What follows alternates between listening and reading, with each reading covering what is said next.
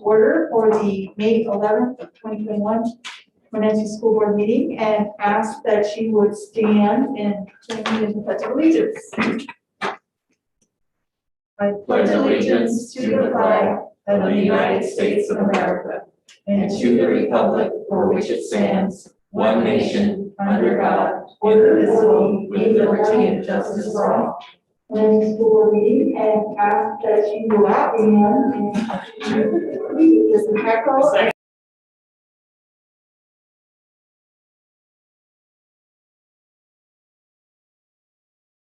Okay, so first on our agenda this evening is the consent agenda, which consists of the minutes from the April 27th regular meeting, the April 29th special meeting, and the May 3rd workshop, vouchers and payroll, personnel report, land sale proposal, collective bargaining agreement, and contracts. Is there a motion to approve the consent agenda? I move approval of the consent agenda. Is there a second? I'll second. Any discussion? Could you please clarify the, and just like for the sake of the public to know what the land sale is about? Yeah, I'll ask Mark to, Mark, could you give, Mark Helm, could you give a quick overview of the very, very tiny piece of land that's being sold, really for the sole purpose to make sure that we have better bus turnaround access. But Mark, would you add context to that?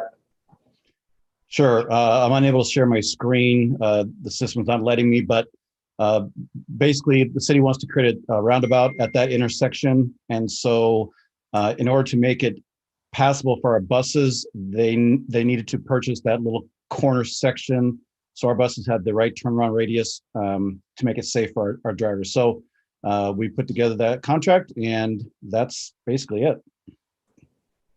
And this is at the corner of Crawford and Methow Streets. Correct. Okay. That vacant lot of ours, yep. Thank you. Any further discussion? All those in favor? Aye. Opposed? Great, motion carries. Thank you. Now we come to the portion of our meeting where we have citizen comments. Are there any folks signing up for citizens comments this evening, either online or in person? Yep. Ron Southwest. I think they're all in person except for one, so which order do you want to go in, Laura? I don't have any of the names, so you are driving this bus. We'll start with online. We'll start with Shayna Morgan, who's in our online queue here. So Shayna, if you can hear us? Yes, sorry, computer problems. Hi, my name is Shayna, and I'm a current high school senior at Wenatchee High School. There is no doubt that this last year has been unexpected and difficult, but one thing it has made apparent is that we need a better way for student voices to be heard. In previous years, the Wenatchee School Board has considered having a non-voting student representative on the board. This is exactly what our district needs, and it should be included in the topics the board aims to address this next year. In my work over the past several months, I've spoken with students, school counselors, teachers, parents, and administrators about the prospect of having a student representative on the school board. Through my conversations with people on all sides of the educational table, I have learned not only how this proposal can be viable, but how it must be drafted in order to accommodate all parties' needs. Students want an avenue for direct communication with the people who decide many factors of their educational layout. Parents and teachers want their students to feel empowered to shape their own educational experiences and believe that direct conversation with school board members could inspire students to be active rather than passive learners. Administrators seek to give students more representation in crucial educational decisions and believe that through having a student on the school board's table, we could better understand and respond to students' needs. Our district wouldn't be the first in the state to do this. Other cities such as Olympia, Tacoma, Spokane, North Thurston, and many others already have a student representative program.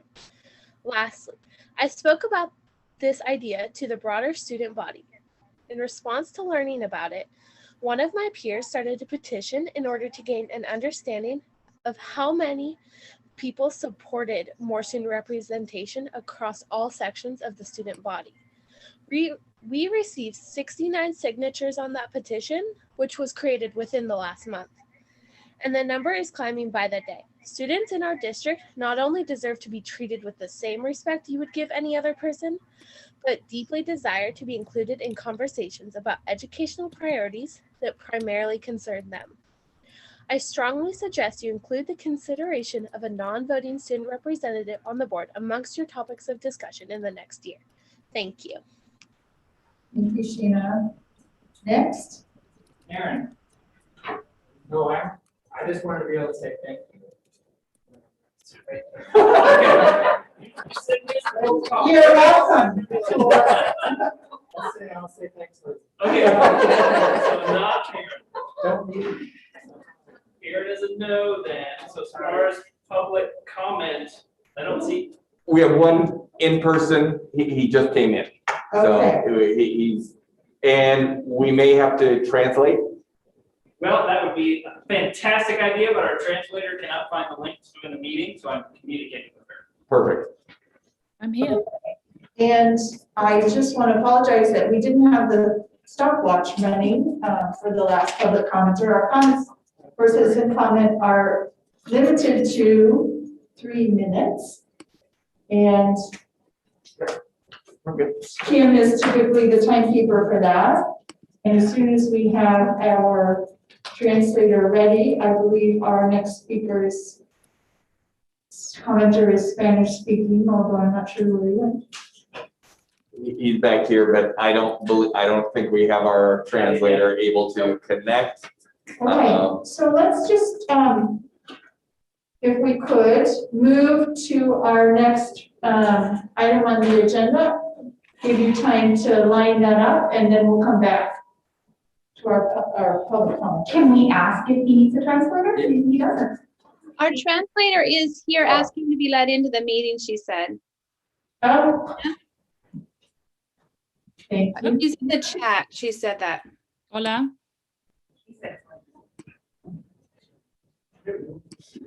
Oh, we apparently Didn't found recognize her. the name, it was a different name. So we are waiting for Manuel Valencia.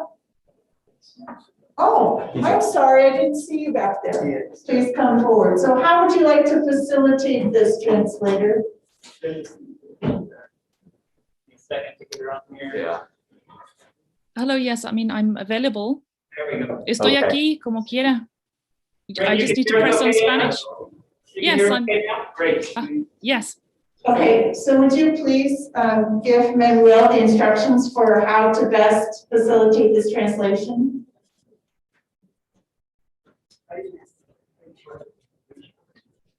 That was to you, Anna. Are you there? Just switch to the Spanish channel. Is a problem. Yep. Hey, Anna, can you switch to the English channel and do a translation for our live in-person room?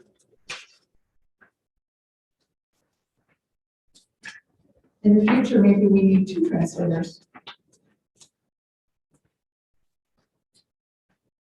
Yeah, she had some difficulties last time. I think she's actually trying to talk, that's why it's highlighted. And now her sound. What is, He says he's right. okay, Yes. thank you, Manuel. I want to repeat possible.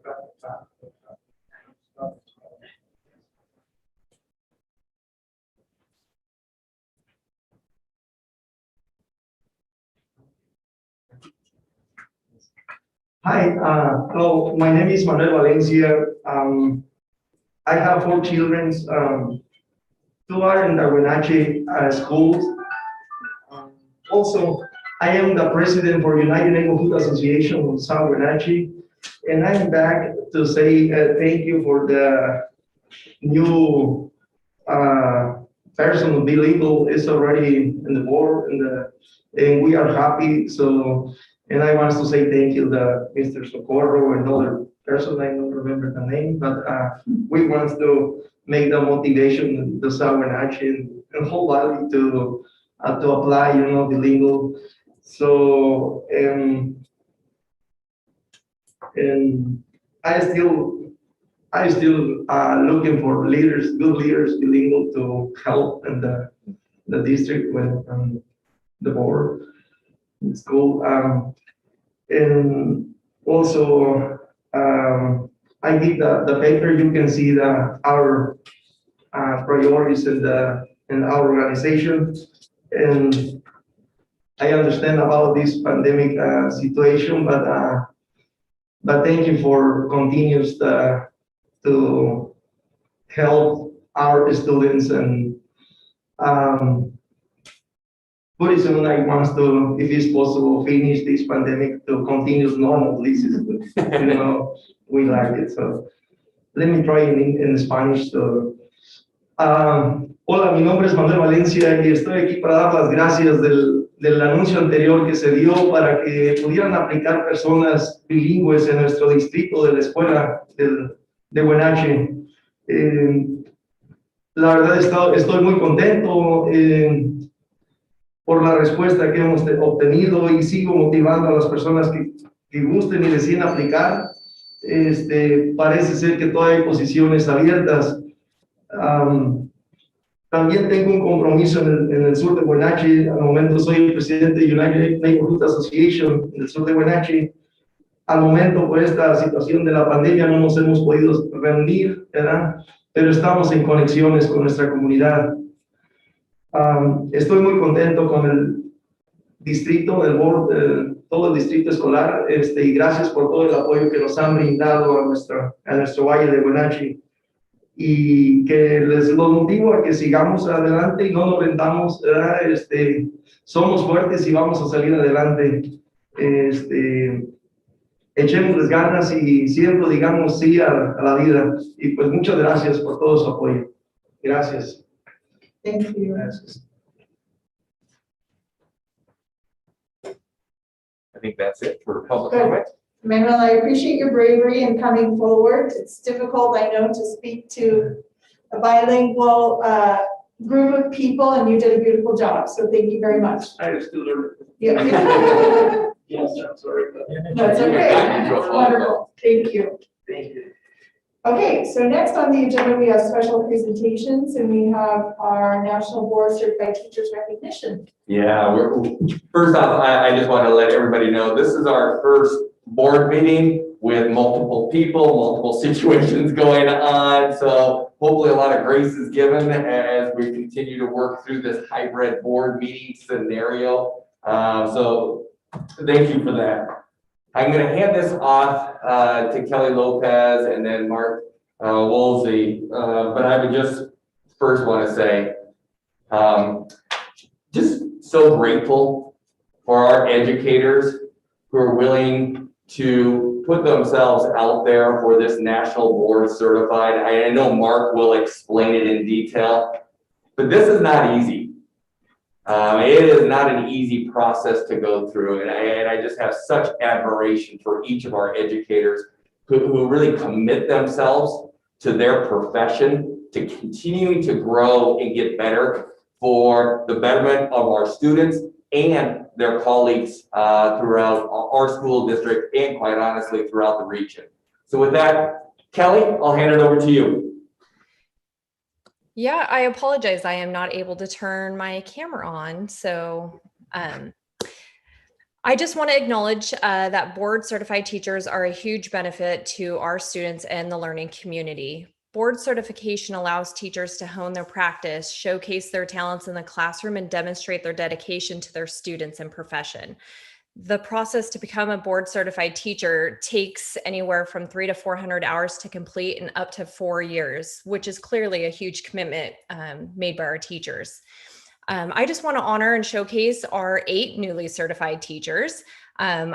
I know some are in attendance, some are also online and probably cannot turn their cameras on, but if you can, please do so.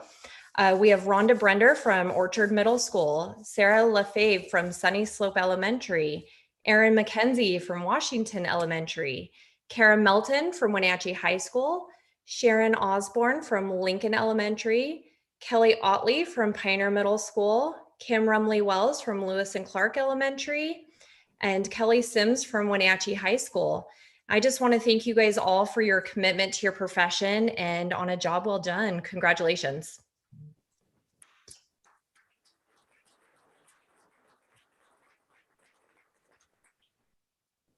Mark, you Yes. want to say a few words about the process and the work that educators go through? I would like to. Oh, there. Oh, there we go. There, we got a camera now. Great. Yeah, I'm Mark Woolsey. I teach 5th grade at Mission View Elementary and have been kind of leading this little merry band of facilitators for the last 13 or 14 years.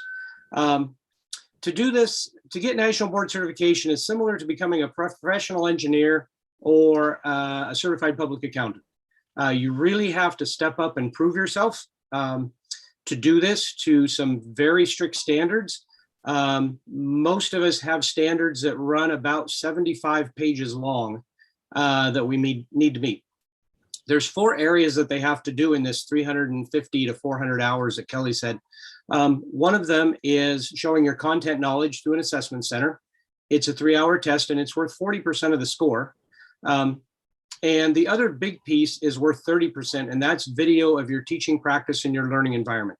They really want to see what you know and what you look like in the classroom. Can you really actually do what you know? The other 2 pieces, you have to prove that you can differentiate instruction and that you're an effective and a reflective practitioner. So those are the 4 pieces. And like Kelly said, it is a 1 to 4 or 5 year process. Hopefully 1 to 3 would be the hope. Nationwide, about 45 to 50% of the people that start it certify in their first go around without having to retake anything. Washington State's a little higher than that.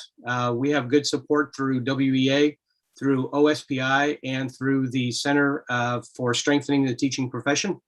And in Wenatchee, we're probably a little bit higher than that, although I don't have the exact numbers. And I think that's because Wenatchee's kind of a small town. And when you start it, you really don't want to leave because you kind of become a little group, a cohort. And I think that's a big piece of what we have going here in Wenatchee.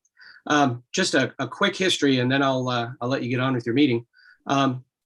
Patty Cohn and I went to the HR director in 2007 after I had certified in 2006, and Patty was before me, and said we wanted to start facilitation here because Patty didn't have facilitation at all. It hadn't been invented yet.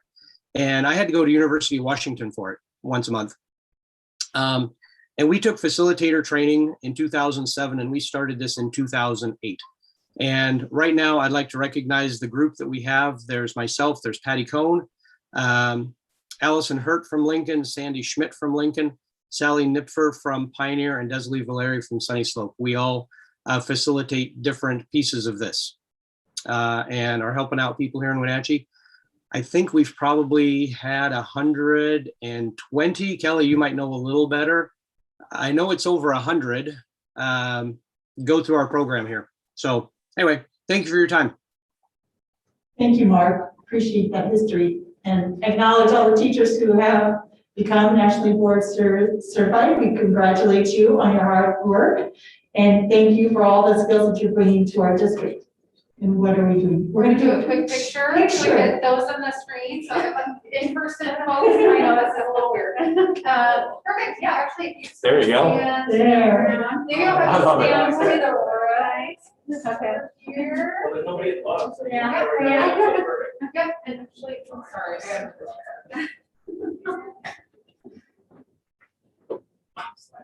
First time we put up. Sorry.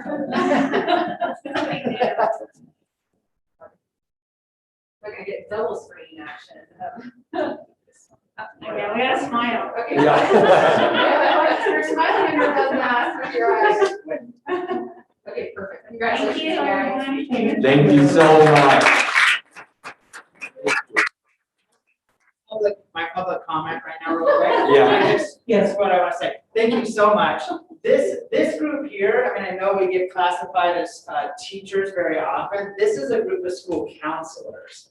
And our program is similar, but yet stretched out because not everyone gets great instruction on being in the classroom and getting videotaped and doing that. So I just want to make sure that the team sees that quite a few of our school counselors, and these two gals drug me along on this. I was in way more than 400 hours. It was a long journey. But I just want you guys to see that we're not all just classroom teachers. You know, I'm K-5, my friends over here are middle school counselors, and I think that our team has a lot of dynamic resources to offer. And like you said, we're really pushing forward, but it's also in the realm of school counseling and differentiating what we have to offer on tier 1 and tier 2 and tier 3 services for the kids who are crying out for that. So I just want to make sure that school counselor gets in there somewhere because we get rushed in the contract as teachers. So just lots of hard work. Thanks, ladies, for getting me there. Absolutely, that was good, thank you. That's an important distinction. I appreciate that. Thank you. Okay, so next we have individual teacher recognition. Yes, we have Tina and Nick Pam Brown. You want to come forward? And your beautiful daughter is more than welcome to join. Because I know in the Brown family, it is a family, it's a team experience. And I know a few months ago, we took a moment at a virtual board meeting to recognize Tina, but the board really felt like it was super important to have a moment in person to recognize you, to recognize the work, to recognize that you've been one of the 3 elementary state finalists for the National 2020 Presidential Award for Excellence in Mathematics and Science Teaching. Just the presidential award, that's all it is, just some little silly little award. I got to know Tina over my year and 8-9 months now. And I have to tell you, this is a person who goes, you've heard the phrase above and beyond. She doesn't even do that justice. From the Cascade Mountains, taking kids out into the middle of winter. And literally, I was out there, I mean, it is 4 to 5 feet of snow. And kids, for many of their students, have never had that experience. And to don't think you're out there in these luxury suites. These are some pretty rustic, and rustic is being very kind to cabins. But she has students out there engaging in real world experiences, hands-on experiences about science, technology, but integrating all of that work in the areas of social studies and literacy as well. So from the Cascade Mountains to Brisbane Island, just yesterday, she takes her students around the world. And again, we've all talked a little bit about some silver linings through COVID and online learning. This is an incredible silver lining because what she's done is transform learning and brought learning. She's taking learning everywhere, literally everywhere she can go. She's bringing her students, her classmates, her students with her to these real world experiences. And I've asked her just for a moment to explain where she was at yesterday and the power in reaching students and giving them these, again, true experiences, first person experiences that they never would have gotten if she wasn't willing to kind of think outside the box of what education can be. So with a lot of gratitude, a lot of pride, Tina and Nick Pan Brown, ladies and gentlemen.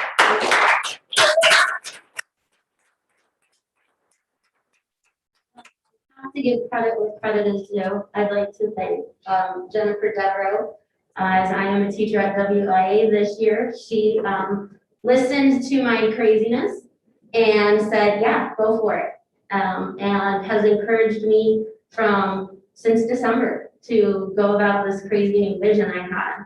And it all started off in, actually after winter break, I wanted to go to Portland for a little bit, and my students were asking why I wanted to go there. And I told them I just love the food trucks. I really do, I love the food trucks. And for my students, that meant the taco trucks that we have here in town, and they could not wrap their head around other food coming out of the vehicle. And so having that in mind, studying area perimeter, we went to Portland, my family and I, my husband and my daughter, who's a 4th grader at Washington, she comes along too. And we spent an afternoon being food truck workers. We went and talked to the food truck workers, we measured the area of the perimeter of their food trucks and did all kinds of math. The best part though was taking my kids through PAL books. For those of you who are not familiar, it's huge. And for students in Wenatchee, the concept of going somewhere to purchase a book that blew their mind. And so finding out that there are over 200 genres of books as well was also pretty overwhelming. From there, I thought, well, I gotta keep going. I want to go a little bit bigger. So we went to Whidbey Island and we studied the structures of Fort Casey. Also at this time, we were working with the different spheres of our Earth. So we went to Fort Casey to study how the hydrosphere interacted with the land during World War II. Well, from there, working with the Rangers, and we found out, well, there's this big triangle of forts. And so we made our way to Astoria in Oregon and visited Fort Stevens.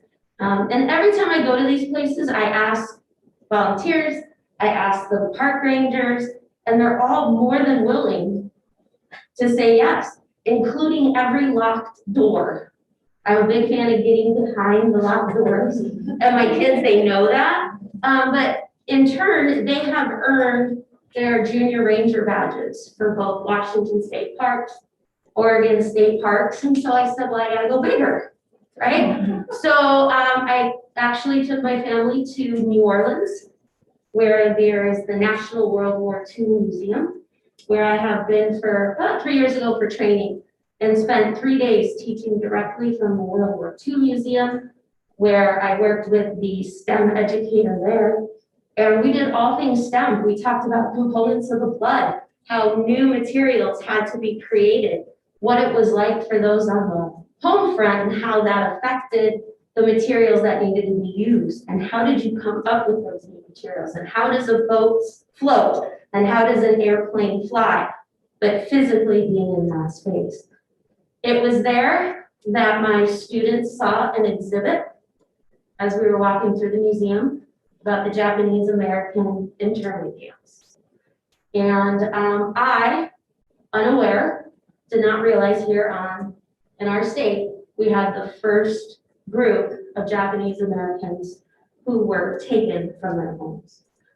So I looked it up, I was on Bainbridge Island, I contacted the museum. Within 2 days, a woman, full itinerary, she had my weekend plan. And we spent Saturday and Sunday researching and taking pictures in my little cricket trailer at a campground. Using my hotspot, I created a 40 slides of a slide deck to include videos and images of everything that we had learned to share with students.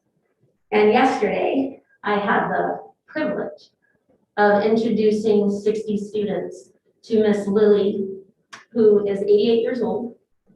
And she was 7 when her and her family were taken from Bainbridge Island. And she met us at the memorial, and the kids were asking her questions, her experience. And Miss Lily spent almost an hour and a half with us, answering questions for kids, pointing out importances of the memorial. She even made connections to current day. And she told me she's done this only for about 5 years.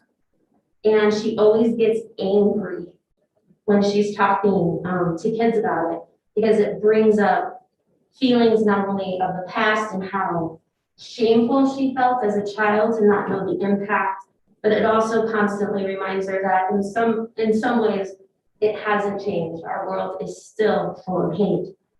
But she said it was the first time after speaking with us and seeing students and seeing them attentive and asking questions and personal questions. How did you spend holidays? How come you didn't know anything about Japan? And she said it was the first time she left there happy. That was her purpose, that it wasn't about her. And that woman has so much energy, so much. And we left as a family, just full of gratitude, right? And my students and families being remote, many of the families join us on these experiences as well. And I spent a good portion of my instructional time today having those deep conversations and comparing and contrasting Miss Lily's response and her feelings and how she was able to overcome all that hate and turn it around into something good. So of course, they earned or are in the process of earning their National Park Badge now as junior rangers, so they will have that. And they want to know where we're going next. And other than West Side for promotion, I'm not sure. But it has been an amazing opportunity to road school, if you will, with my students and have the support of not only Jennifer, but of Paul as well, who gets photos along the way to prove that I really am still teaching, just in a different format. So with the opportunity of having being a finalist for this award and finally being able to take all my experiences over the years of people that I've met, this has just been a great opportunity for me and my students.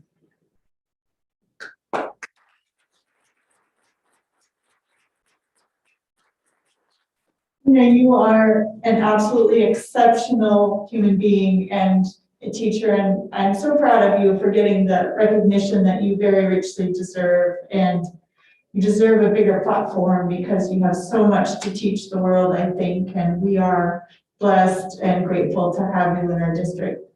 Thank you so much. Cross your fingers, because in August we'll find out if I get that big platform in DC. Yeah, you deserve it. Thank you. All right, next, we are moving along to our strategic planning committee update. Yeah, it's just a big night of celebration, quite honestly. I am super excited to introduce the team, members of our strategic planning team who will be presenting tonight. The work that we've been working on since way back in December, and they're going to walk you through the process, and they're going to come up to the podium, and they've got a presentation that they're going to be delivering to the board.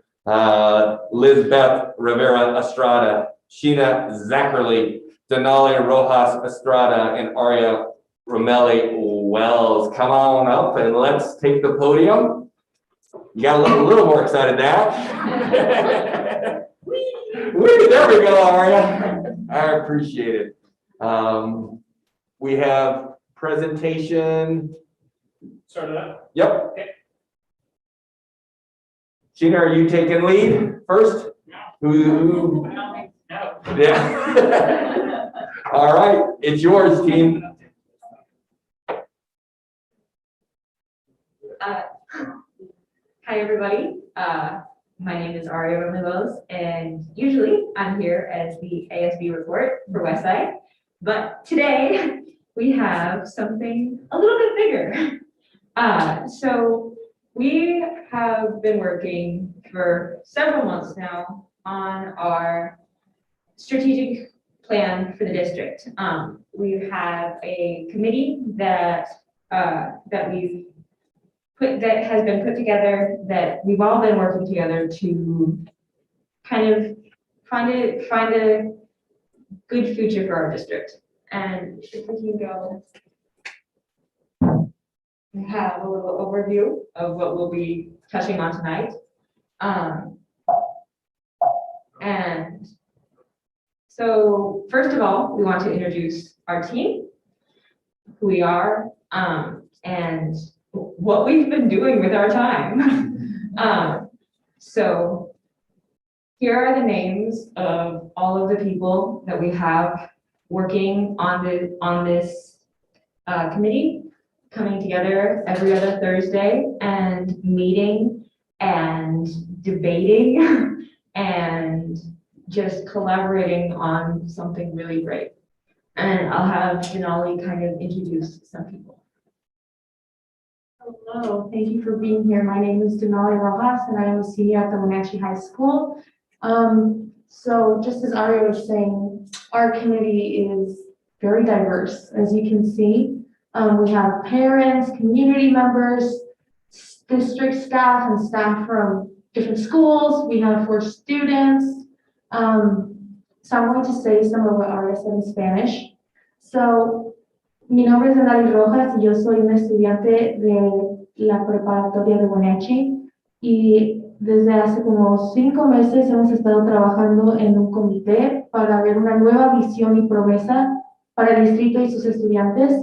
En este comité nos juntamos cada 2 jueves al mes por 2 horas, discutimos, debatimos, buscamos maneras de crear una promesa que vaya a ser para todos nuestros estudiantes, que está enfocada en diversidad, equidad e inclusividad.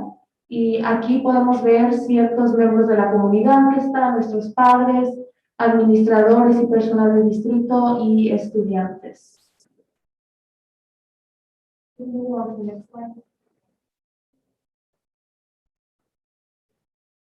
So talking about our process, we've put a lot of time into this, obviously.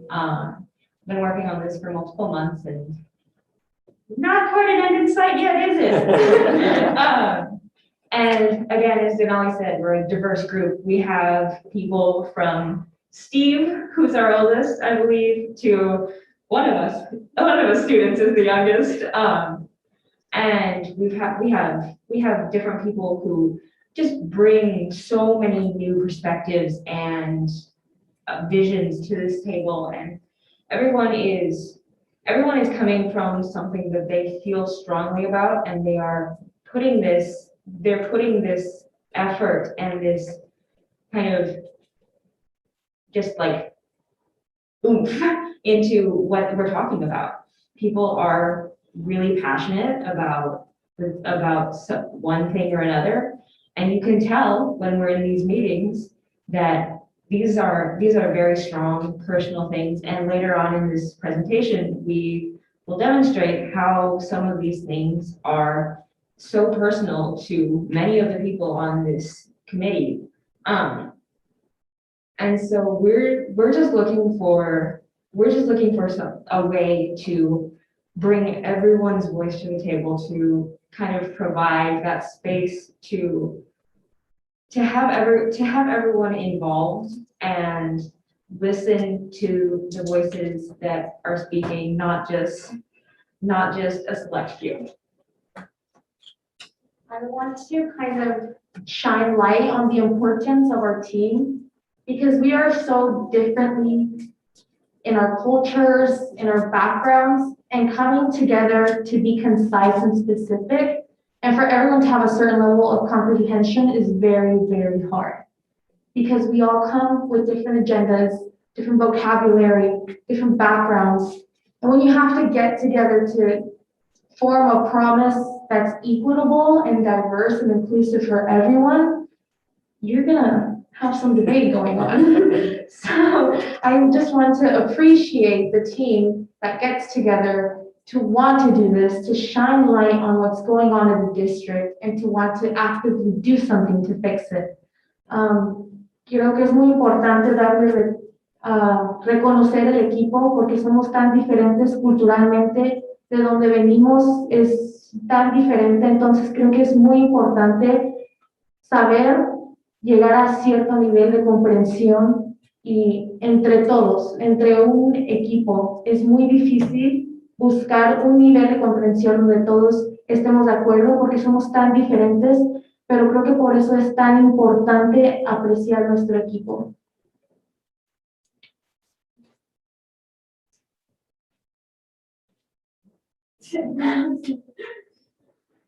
Hi, I'm Sheena Zachary over at Westside. This is my only section to this whole presentation, so, because I let them do the majority of it. So. There you go. There we go. So when we can, I would say, you can go to the next slide. Yeah, our promise statement is different than what was brought to you previously. If you can see it now, and our new promise statement is, we promise to build a foundation of diversity, equity, and inclusion from which each student emerges future ready. And if you recall, the one that we had brought to you previously was pretty lengthy. I went back actually today and reread it, and I was like, wow, that was really long. I don't even know what was going on in it. So we did change it to make it more concise, to make it so that people could find it really easy to memorize it, to understand it. And really, we went back to discussing like why a promise and not a vision. And I don't think there was anybody on our committee who was against keeping a promise, more or less because a vision is something that I think you like strive for, you put out there. It's a goal you want to, go towards. It's what you view, you want to get at. But a promise is a definite accountability. You have to do it. There's no ifs, ands, or buts around it. If you say it, you promise it, you have to deliver it. And for us, that was way more important in a sense of holding not only ourselves, but the district and everybody included accountable for making it actually happen. So there's that. You guys can go to the next slide. So what we're bringing here is something that when we bring it up, it can be a touchy subject. It can be difficult to admit when you have to say that we're not doing things the way we should be. It can be hard to hear that if you're not doing things the way you should be. Sometimes I feel like it's hard for us, even as adults, to accept, especially when we look at it from different perspectives, different lenses. Sometimes it's hard not to take offense or to get defensive. And I think sometimes, and I've gone definitely through the committee, sometimes as adults, we always feel like we know what's best for our students. We know what they need. We know what they should do. We know what we should provide them, but that isn't always the case, as a lot of times I have learned that they're the ones who are experiencing it now. They're the ones who are living it. They're the ones who, have to deal with it. And so ultimately, they're the ones who drive our decision-making and should drive our decision-making, not so much what we envision for them, but what they envision for themselves. You can go to the next slide. So I'm basically asking you, you might want to just click. Okay, so what do students want the Wenatchee School District to promise? I asked my students this, and I asked students from other schools, and I asked them through WIA as well. And my initial response from students was, you can click it, stop pretending, all of them. And I said, okay, so what do you mean by stop pretending? Like, what do you, explain this to me. If you want to go to the next one, there's like a whole, you might want to click it again. I think there's like 2 sides. Oh, is this going to be like a clicker? I'm so sorry. I don't know what happened. So if you look at, it's a pretty lengthy list. I was like, let me write these down, guys. Their biggest thing, and it's kind of a shocker to me, and it was kind of, I'll tell you the one thing I appreciate about students is they never have a lack of honesty, and they will just tell you. It was stop pretending that you care, stop pretending that you'll change or that you'll fix things or that everything is fine. Stop pretending that you treat us fairly. Stop pretending that you listen to us, that there's no racism or bias that doesn't exist. Stop pretending that you care about our well-being, that everybody has the same opportunities, that students feel safe at school, that we are a community of acceptance, that favoritism doesn't exist, that schools really do something about bullying, that we all are really doing is teaching to a test, that everything is fine when it's not, you are doing what's really best for students, or that I matter. they're not pleasant to hear by any means or any stretch of the imagination. So I will give you that one. You can go to the next slide. And so that is why I think our driving force for the strategic planning committee was the diversity, equity, and inclusion. Because when you look at those statements, those are really the driving statements of what students, and I think some people really do believe, and if you're a student and that's your opinion and you're living it and that is their truth and that is the lens they look through, then we have a problem. Because they're obviously experiencing those things. Just because we might not like it doesn't mean it's not happening. And I think for a long time, who wants to admit, I will tell you, like no school board, no superintendent wants to stand up and say, guys, FYI, we're really sucking it up over here at, doing these things. Like, I don't think that is a statement anybody really wants to have to admit, especially to a whole community, to a whole student body, but it's something that I think the committee has decided that can't be something that we slate behind anymore. So it's become our main priority, and everything pretty much is based around it. So really, we can't accomplish anything else without having this in place. We can't increase any rates. We can't increase scores. We can't, close that gap if we don't take care of the systematic problem first.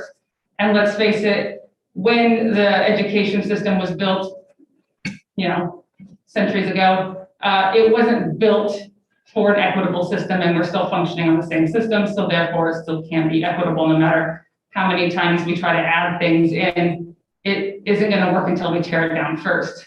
That's why I pretty much, after this, I let the students speak, because they are the ones who pretty much have the inside view on it.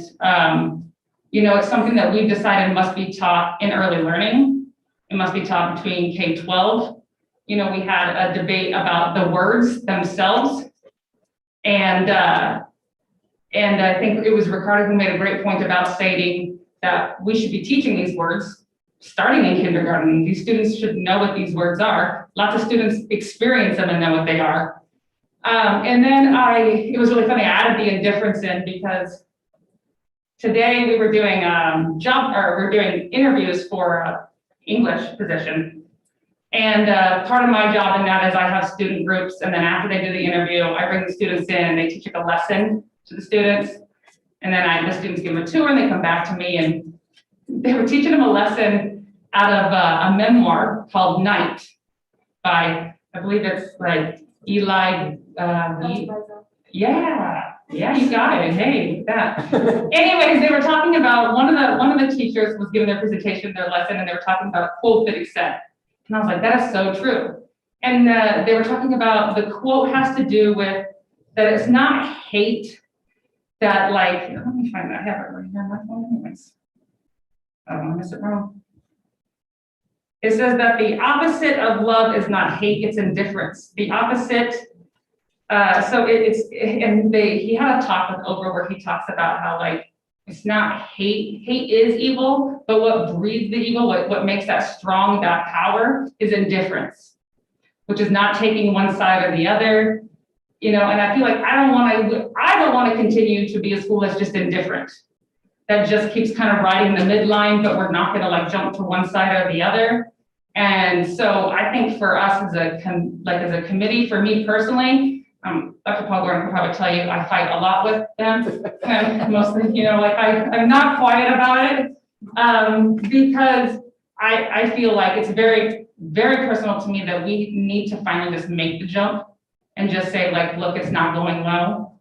We know it's not going well, and we need to fix it, and we are going to fix it. And then the next one is, then I get to be done for today. Hello, everyone. My name is Elizabeth Rivera. I don't know how to use the number. Hola a todos, mi nombre es Elizabeth Rivera Estrada. Yo soy parte del comité, pero soy parte del comité como una miembro de la comunidad. So I'm a part of the Strategic Planning Committee, but I'm a part of the committee as a community member. I also attended and was a part of the school district from kindergarten to my graduation as a senior at the high school, at Wenatchee High School.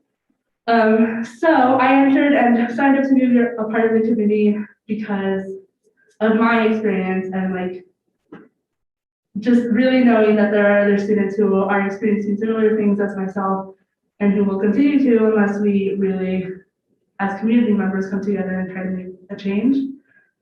So yo formé parte del comité porque supe que hay otros, y sé que hay otros estudiantes, también tengo familia, que están en el distrito escolar y están experienciando las mismas cosas que yo pasé en el distrito escolar. Y sé que el cambio solo viene cuando nos involucramos y ponemos nuestra voz en una manera que pueda formar cambio. So I'm here to talk about the values and the way that we kind of shifted some of them and changed them and reworded them. They're still mainly the same, which are excellence in learning, accountability, and equity. And you can read those changes and underneath them as well. So yo voy a estar hablando de los valores que hemos cambiado. Son unos que ya existían, pero los cambiamos las palabras un poco para poder hacerlas más activas para que reflejen el cambio que queremos ver en el distrito escolar.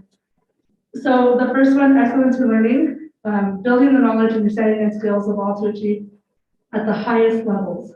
The second one, accountability, setting expectations and holding ourselves to the highest standards of integrity, learning, fiscal responsibility, and transparency. The third one is equity, which is dismantling practices, policies, and procedures that create barriers and rebuild a system that meets the individual needs of students and staff. Entonces, estos valores, el primero, excelencia en el aprendizaje, es desarrollar el conocimiento, la comprensión y las habilidades de todos para realizarse a niveles altos. Responsabilidad es establecer expectativas y mantenernos con los estándares más altos de integridad, aprendizaje, responsabilidad fiscal y transparencia. Y el último de equidad, desarmando las prácticas, pólizas y procedimientos que crean barreras y construyendo un sistema que satisface las necesidades individuales de los estudiantes y del personal. And I want to talk a little bit more about equity because it is such a big part of what we've discussed in the strategic planning committee. And I think for a long time, we kept going back and forth and having these conversations of like, what do these words change? Having these words in place mean, and how do we change words so that they can be active and really reflect change and not just be word changes, right? Because we know that it's easy to say you're going to do something, but how are we going to hold ourselves accountable as a school district, as community members, and not just those who have family members that are in the school system, but those beyond that. So the next slide, we talked about how would we define equity, and these are from Google, which are very generic, the quality of being fair and impartial. Pasamos tiempo hablando de qué es equidad, porque es algo que muchas de nuestras conversaciones se han enfocado en eso, porque hemos visto que muchas veces hay inequidad. Entonces, estábamos hablando de cómo se puede definir, no sé si dije eso, cómo se puede decir qué es la equidad. Y encontramos en Google unas frases muy simples, pero a continuación, en the next slide, encontramos esta definición que se acopla un poco más a la educación, que es la equidad es garantizar que todos reciban lo que necesitan para tener éxito, incluso si eso varía según las líneas raciales o socioeconómicas. En resumen, la igualdad no es suficiente para combatir cientos de años de opresión, pobreza y desproporcionalidad.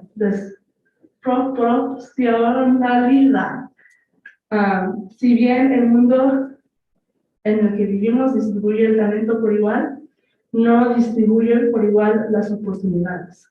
So, this is the definition that we really use to base ourselves off of, which is, I'm sure you've all read it by now, hopefully.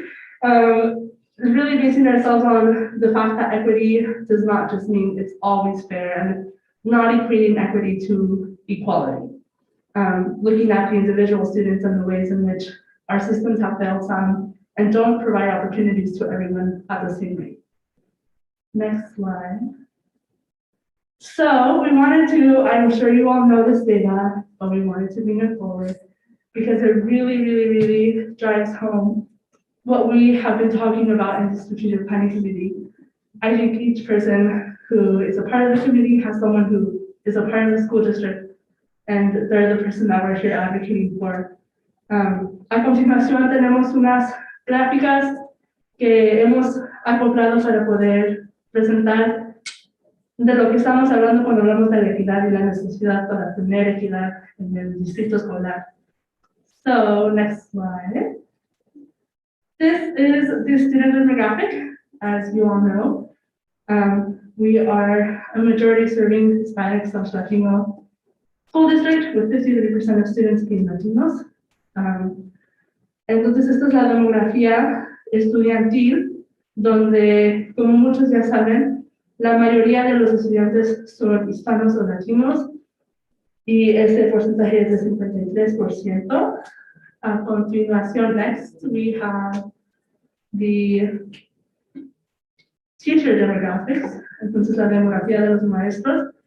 Y aquí se puede ver el primer cambio, que es urgente en conversar y reconocer. So here we see the first really drastic percentage change, where 85.2% of teachers are white, and only 12.2% are Hispanic or Latino. Entonces, ¿qué significa para nuestros estudiantes si están 53% de los estudiantes son hispanos o latinos y 85.2% de los maestros son gente blanca? Next, we have the Spartan Balance Assessment results. Estos son los resultados de un examen que se requiere para los estudiantes del distrito escolar. En la primera barra se pueden ver third grade reading averages, where we see a big change between the blue lines and the white line, yellow, red, I can't even say my colors, red line, which are Latinx identifying students. Las barras azules son los estudiantes blancos y las barras rojas son los estudiantes Latinx. Y se puede ver en los grados de tercer grado leyendo el tercer grado matemáticas, octavo leyendo octavo matemáticas, el décimo leyendo y el décimo de matemáticas también. ¿Cómo es que esas diferencias en los resultados de los estudiantes son tan drásticas? We can see the drastic changes, the differences between students and their reading and math scores in 3rd, 8th, and 10th grade. And I know that by the 10th grade, our reading levels for white students aren't that great, but they're even worse for Latinx students. And it's something that we need to address, where equity doesn't just say, oh, we only need to bring up the Latinx students. It says we need to bring up those white students because they deserve to be at a higher standing.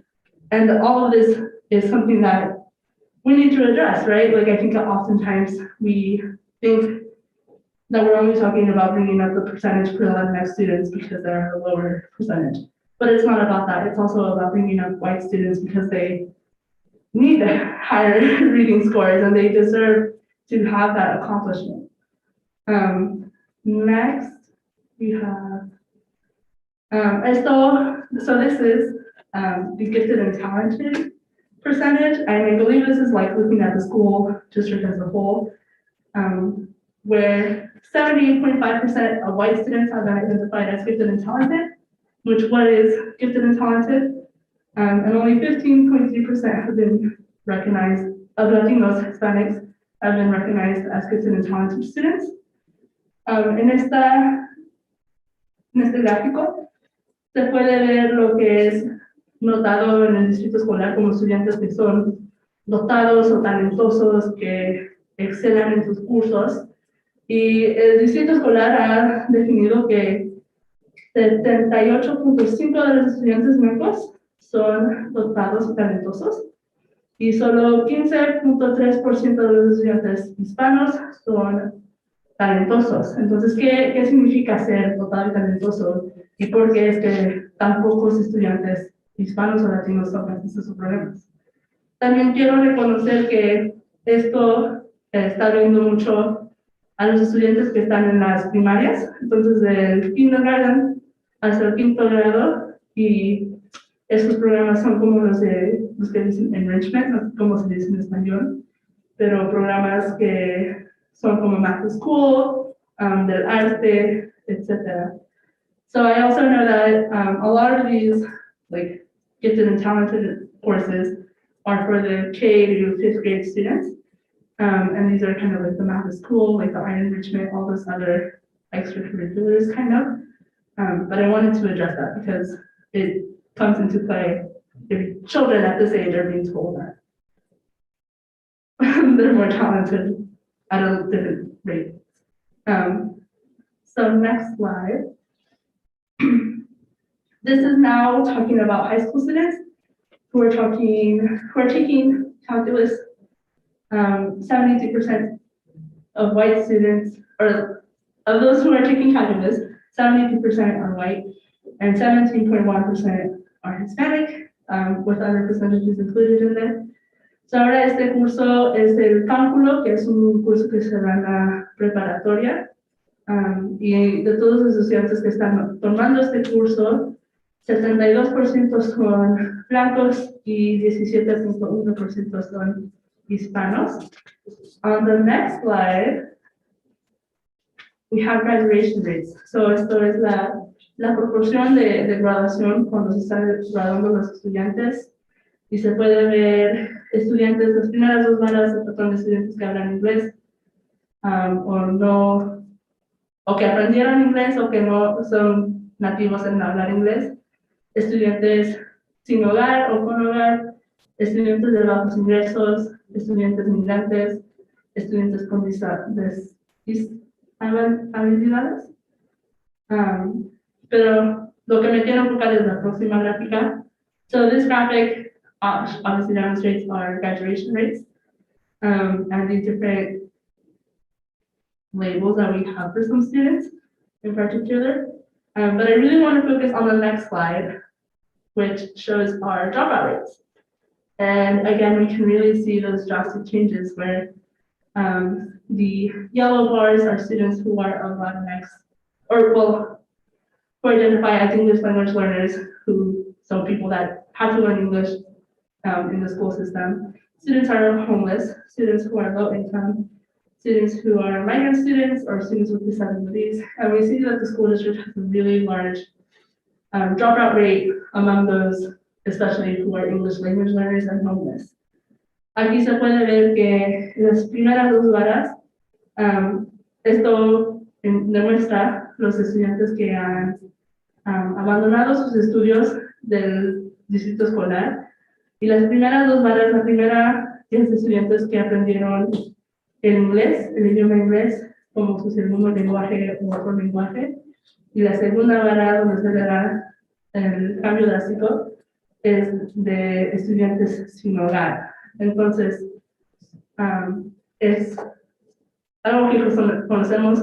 Yo soy un estudiante que es English Language Learner, que aprendí el inglés cuando entré al distrito escolar, y yo podría caer dentro de ese porcentaje. So I also shared that I am a student who is an English language learner.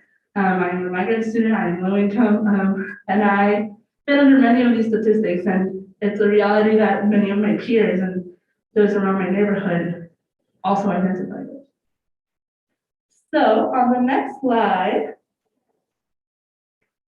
I want to take a break before saying this is why we must promise, and this is why we changed our statement and our values. I wanted to bring a little bit of my personal testimony, and as well as give Aria and Denali opportunity to share theirs in terms of the equity or inequity that we face as students in the school district. I know for myself, this is a really important value because going through the school district, I faced a lot of inequities, but I didn't always have a language for them. These inequities started when I was in kindergarten, in first grade in elementary school, and I obviously didn't have a language for all of this. I barely spoke English. It was difficult communicating with my teachers or my English speaking peers. I still have a lot of memories of asking questions and being given answers that were very harsh. And I know that we still have a lot of migrant students, and especially those who are now refugees because of the unfortunate circumstances in their homelands. And I know that there are also a lot of questions and that children are inquisitive and curious, and they ask questions and they aren't always given the support that they need. I also know that as I grew up and I proceeded, there was a lot of times where being an undocumented student, I faced adversities and didn't really understand. My family, my mom only got up to a 3rd grade education level. And so beyond that, I was like all on my own. My sister and I were like trying to figure out what middle school was, what high school was going to be like, what kind of opportunities there was there, and what it meant to be a student in those places. And it wasn't always met with, in fact, mostly was not met with that support that was needed as a first generation student. As an undocumented student, there's a lot of questions and uncertainties I had, and when I tried to address them, I was oftentimes met with statements that were like pushing me or telling me like, you don't need to worry about that, like you just need to focus on passing this grade level, and pushing me down to not pursuing much beyond hopefully graduating high school. So I also know that when I was in high school, it was a really rough time. I had a lot of mental health struggles. And in that time, I think when I most needed someone that I could resort to, a counselor, a trusted staff member, a teacher that I could relate to, I didn't have anyone, because I think aside from Ricardo Dominguez, who is the vice principal, and one other teacher who taught Spanish, there weren't any teachers that looked like me, and even less those that were female and who maybe came from a migrant background. And it really made, I don't know, but it really made being a student difficult. To the point where when I graduated high school, I did not enroll in college, and I wasn't planning on attending because I didn't think it would be possible for me to pursue that, because I had been told that it was unrealistic and not something that I should pursue because it would be a lot of debt and like all these other challenges that are realistic, but I was always told like you shouldn't, in a negative manner, right? Told that I shouldn't pursue them. But I have, and I am pursuing them.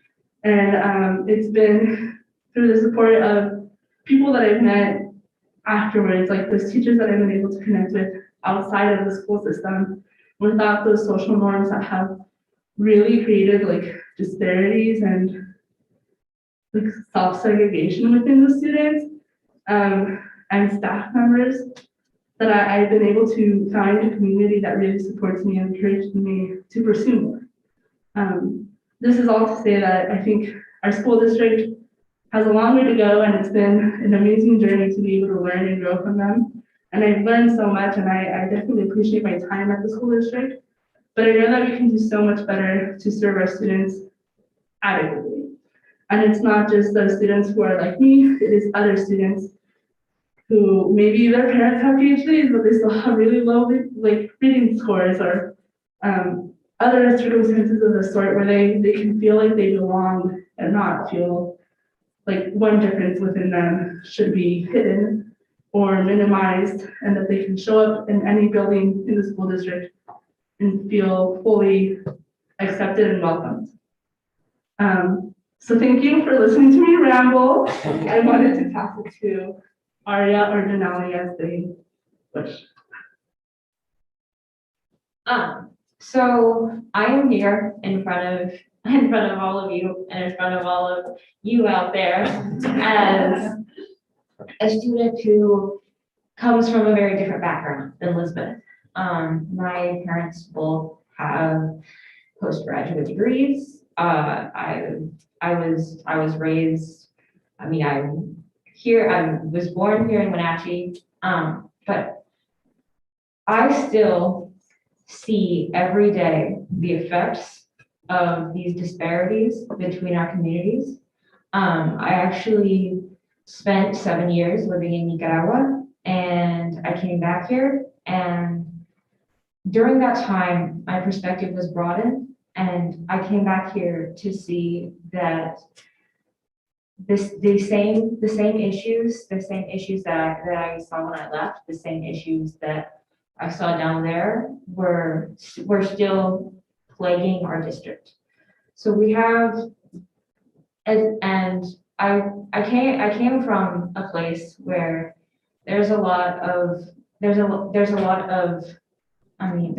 people who came into the country from the United States and have decided that they know the way to do things because they're used to being the voice that's heard.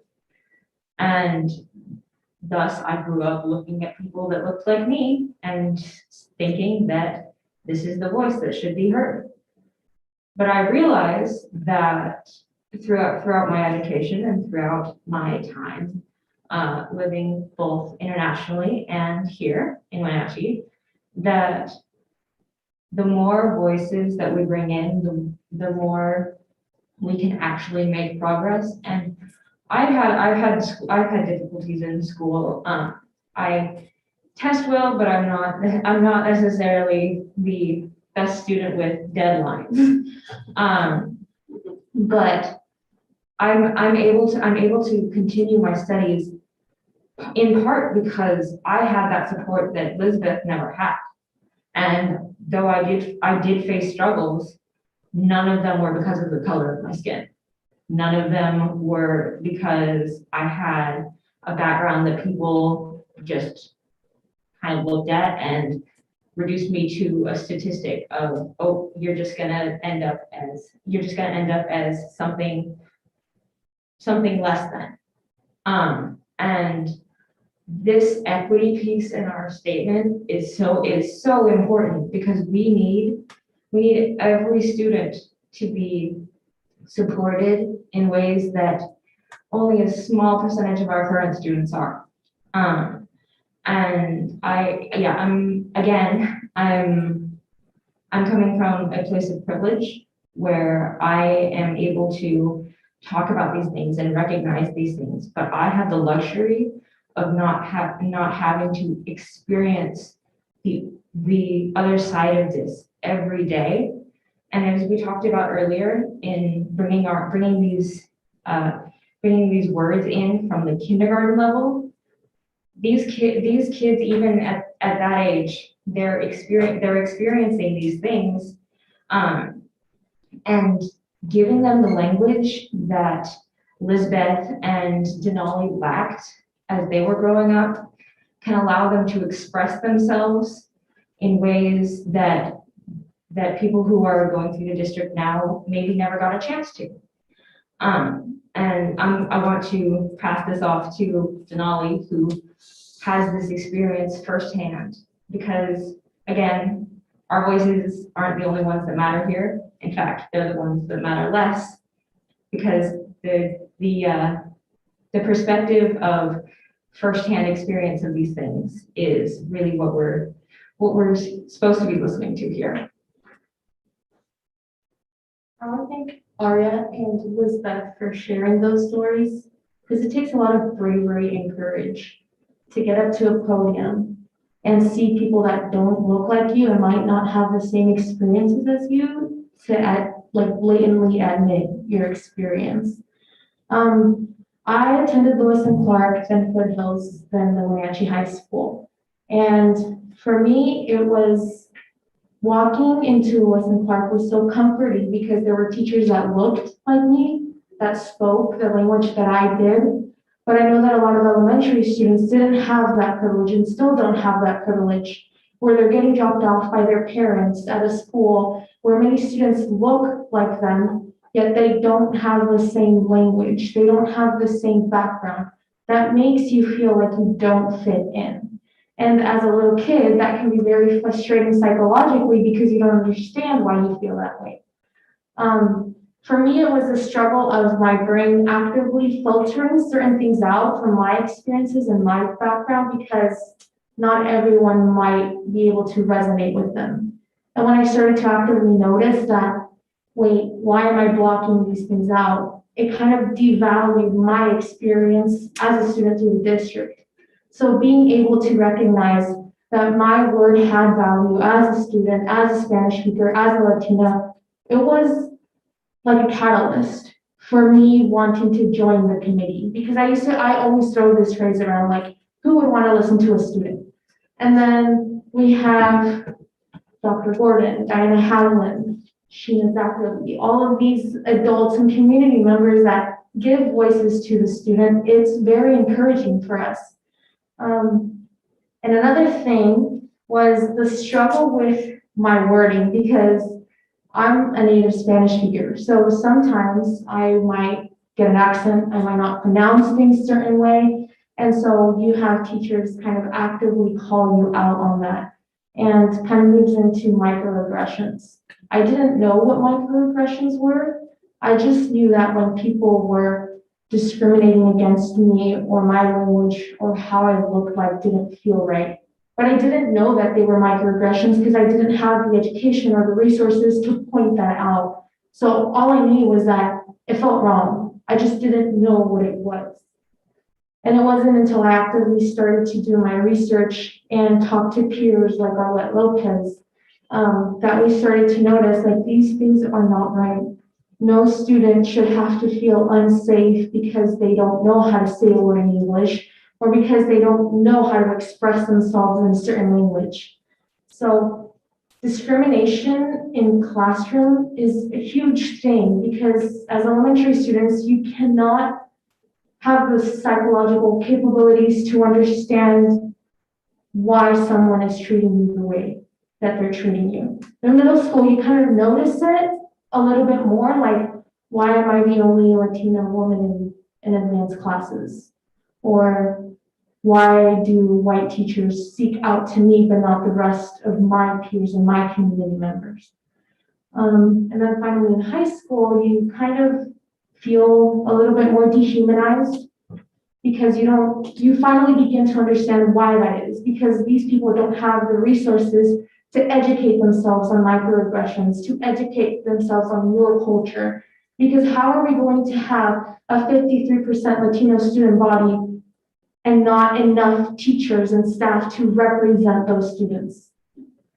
And it makes you feel very unsafe. So that kind of goes on next to the next slide. This is our priorities, nuestras prioridades. Es muy importante entender qué es una microagresión, qué es el racismo, qué es la discriminación, porque muchos de nuestros estudiantes pasan por eso desde que entran al kinder hasta que se gradúan, pero no tienen los recursos ni la información ni la educación para entender que eso es racismo, que eso es discriminación y que no debería de estar pasando. Entonces, como persona, devalúa tu experiencia en el sistema en donde se supone que tus maestros y tus consejeros te tienen que ayudar y no lo hacen. Yo tuve el privilegio de asistir a la primaria Wilson Park, donde muchos de los maestros tenían el mismo lenguaje que yo me podía comunicar con ellos, pero eso no es la realidad para la mayoría de nuestros estudiantes. Entonces, por eso es muy importante establecer nuestras prioridades. So our main priorities are thriving environment, partnerships, and opportunities. A thriving environment is creating welcoming spaces where all individuals flourish, are seen, valued, feel safe, and they know that they belong. So this is not just physically, but emotionally and mentally being welcoming. I've heard a lot of parents from my community state that they do not feel welcomed into district buildings because people are actively racist. They discriminate against them. They might not know how to say something, and immediately they feel unwelcomed. And I believe, in my personal belief, that it does not matter if we don't have the same language, the same skin color. You can still make someone feel welcomed, disregarding all of those other concepts. Una de nuestras prioridades es tener un entorno próspero, crear espacios acogedores donde las personas prosperen, sean vistas y valoradas, se sientan seguras y sepan que pertenecen, sin importar su color de piel, su lenguaje. Es posible crear un espacio acogedor sin verse como una persona, sin hablar como una persona. And next we have partnerships, which is trusting relationships between students, staff, schools, families, and the community that enhance student well-being and success. So this is creating that connection with everyone and actively making our promises and our priorities resonate with everyone in the valley.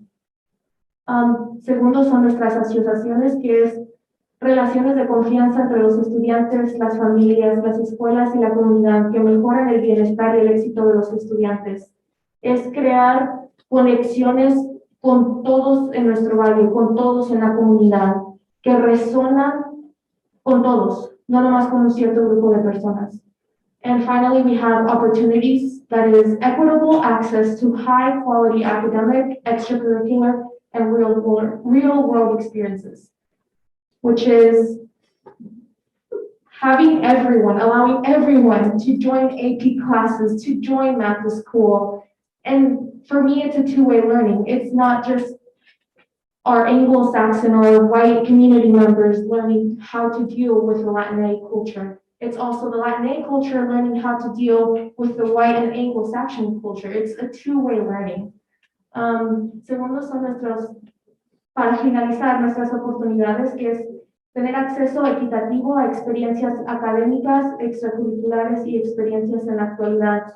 Es aprender sobre nosotros, entre nosotros, no más es de los americanos hacia los latinos o los latinos hacia los americanos. Es abrir un espacio en donde las dos comunidades aprendan de sí mismas. And on to our next slide. So, thriving environments, well, I kind of just talked about that.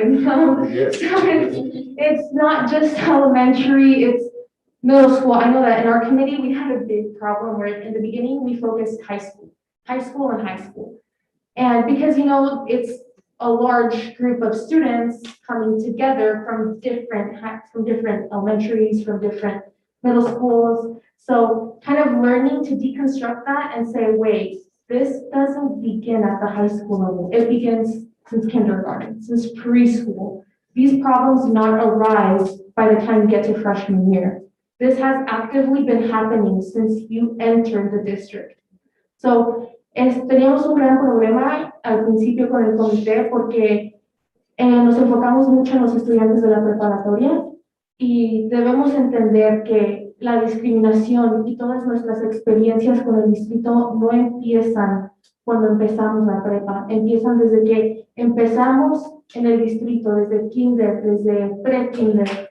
Entonces, valorar todas esas experiencias desde el principio es lo que nos ayudó a prometer que crearemos ambientes para prosperar. Next slide. So we want to make sure that all students, parents, and staff feel safe. So by staff, I don't only mean teachers. I mean our bus drivers, our kitchen staff, our janitors that are, let's be honest, left out of these promises most of the time. Disregarding no matter your race, your ethnicity, your socioeconomic status, your background, your skin color, your sexual orientation or gender identity in all school district buildings, not only physically, but mentally and emotionally. Just as my peer Elizabeth stated, we lack in the mental health area a lot because mental health issues are seen as a taboo or something that we shouldn't address, especially in the Hispanic and Latino community. It is a big, big culture thing where you disregard it because you have to toughen it up, you have to man it up, you have to woman it up. And realistically, that brings you down because you have all of these responsibilities. I know that as a first generation, firstborn child of Mexican parents, it has been tough. So kind of making everyone feel safe And I just want to say, I do not like the fence that was put up. I just want to say that It's down to saying. really bothers me, and here's why. Right? Usually you would just, here's a CTE, this is for the high school, the CTE hall, the portables. Usually I would have to just walk through those doors and get to the portables. Well, now I have to walk around the whole building. So usually, now here's a fence, I have to walk around the whole building to get to my class in under 5 minutes. So I'm sweating by the time I get there. And I have to take some deep breaths, plus the double masking. It's tough stuff. So creating those spaces where you get there and you feel welcome, it's gratifying. And I'm sure it's not just gratifying to the student, but as a staff member saying like, wow, this student is actually excited to see me. And I'm sure that's very gratifying. So, para nuestra prioridad de asegurarnos que tengamos entornos prósperos es asegurarnos que todos los estudiantes y nuestros padres y personal, y cuando me refiero a personal es los que trabajan en la cocina, nuestros cocineros, los que limpian después de escuela, los que manejan los autobuses, porque muchas veces ellos son excluidos del distrito personal. Entonces, que se sientan seguros sin importar su raza, su etnicidad, su color de piel, su pasado, su clase socioeconómica, su orientación sexual o identidad de género en todos los edificios del distrito escolar, no solamente físicamente, pero también mentalmente y emocionalmente, porque sé que en nuestra comunidad latina y hispanohablante, hablar sobre los problemas mentales es un tabú, es algo que no se tiene que hacer, porque nuestra cultura nos ha enseñado, nos ha dicho que tenemos que ser fuertes ante todo, que no nos podemos derrumbar, que siempre hay que seguir para adelante y echarle ganas, pero en realidad estas frases solamente tapan y crean una barrera para sanar mentalmente y emocionalmente. Viviendo de una familia mexicana, siendo la primera hija, sé que ha sido muy difícil encontrar apoyos porque en mi comunidad simplemente no se hablan de esas cosas. Eso es algo que no se tiene que hablar. Entonces, enseñando a nuestros estudiantes a que sí pueden buscar ayuda emocional y mentalmente desde una pequeña edad, cambia mucho nuestra cultura. Entonces, por eso es una de nuestras prioridades. Y hablé de una cerca que está en la prepa, que muchos estudiantes no están de acuerdo. What else? I just want to make sure that I'm not missing anything. I know that parents discutí sobre cómo muchos padres hispanohablantes no se sienten bienvenidos en el entorno del distrito simplemente porque no hablan el lenguaje, no hablan el inglés. Y hablo de experiencia propia, que yo le pregunté a mi mamá por qué nos involucraba más. Y me dijo que porque tenía vergüenza de cómo hablaba inglés. Entonces, no es solamente un problema de nuestros estudiantes, es un problema que nuestros padres también tienen. I asked my mom recently why she wasn't as involved in the district. And she said that it was because she was embarrassed of how her English sounded. And for me, it was a little heartbreaking because for her, it's exciting for me to come home and say, oh my God, Mom, like I talked about this and I talked about that. And I never saw myself doing that. And parents want to do that too. It's this embarrassment of not being able to speak the language that really creates a barrier on top of all the other barriers. And I know that I personally faced a lot of discrimination in some of my AP classes, and I never speak of it because, once again, I have to toughen it up. Especially this one class, where I did not feel welcomed. I was the only Mexican Spanish-speaking student there. And to sum it up, I was a woman. So it was very hard not to want to quit. I didn't quit the class because I was like, wait, I can do this. I can do this. Like, I am capable of doing this. And when I started to realize it wasn't just me, I'm not only speaking for myself when I come up here to the board, I'm speaking for all of those 53% students, because I know that maybe they don't have someone to encourage them to come and speak up, because I can assure you that if other students had a Sheena Zachary, or a Dr. Gordon, or a Martin Barron, or a Maria Niguez, or a Brian Higgins, they would be up here talking about this. So that's another part of the welcoming environment, of actively not just saying we want our students to succeed, because there's a Spanish saying that says, de dicho al hecho hay mucho trecho. So that translates to, from saying to doing something, there's long ways. And I know we have a long ways, but the fact that we are actively speaking of this, I would not imagine myself doing this 3 years ago. Coming up here and sharing the space with my peers to talk about what's going on in the district, no. But now that we have created somewhat of a welcoming environment, we're more confident to come up here and speak our experiences. So I think we can move on to our next slide.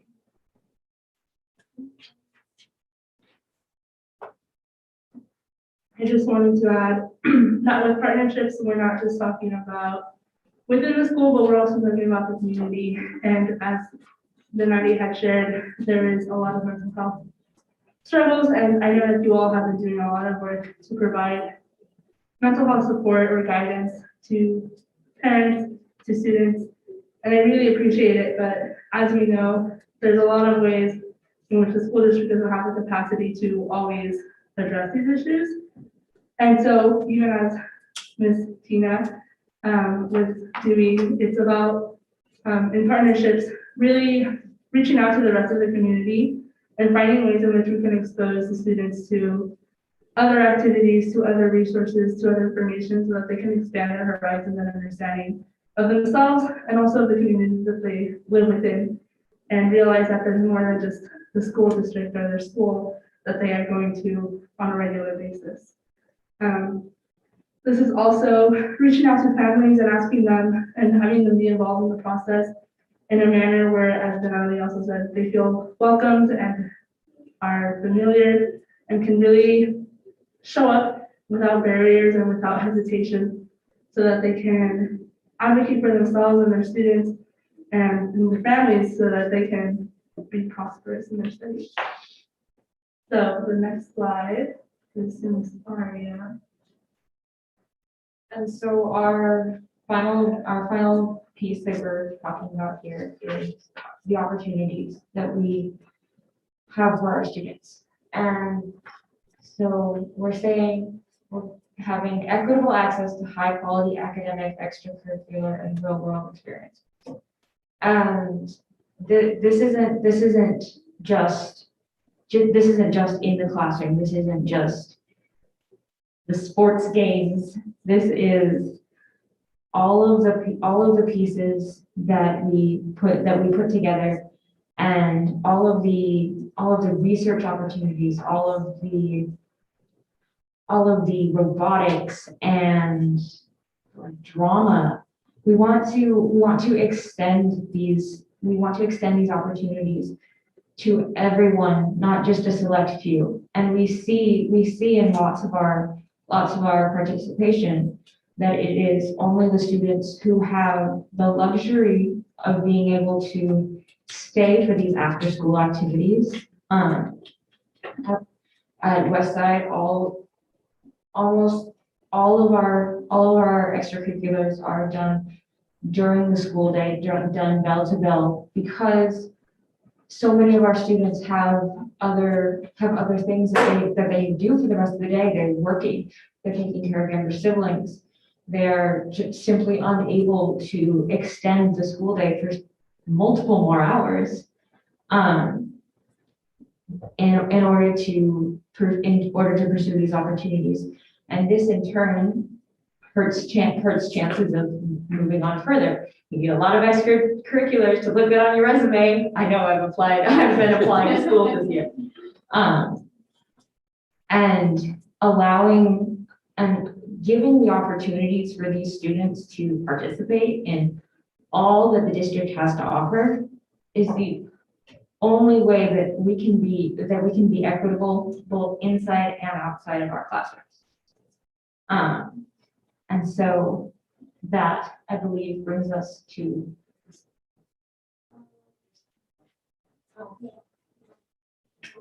Bits and pieces and Bits and questions. Bits and pieces. I like that. I realized, like, after I got done, I was like, oh, I missed a few things.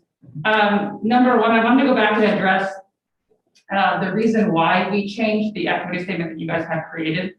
No offense to your equity statement, but when it comes down to it, when we're creating something, vocabulary is a huge deal in the way we state things. There was 2 words that we needed to fix. Mostly, one of them was respecting diversity. We felt like that wasn't a good statement to make. We more wanted to say honoring it, that we should honor our diversity. It's not something that you have to earn or get like we do with respect. The second one was the word them. In your guys' statement, there was a word them, and it didn't sit well. Certainly didn't sit well with me. I'm the one who brought it up. It didn't sit well with anybody because then we're putting people in a box. We're saying there is a them and there is a us, and that's not okay. It needs to be all individuals. The moment we start saying that there is a they or a them, we are separating ourselves.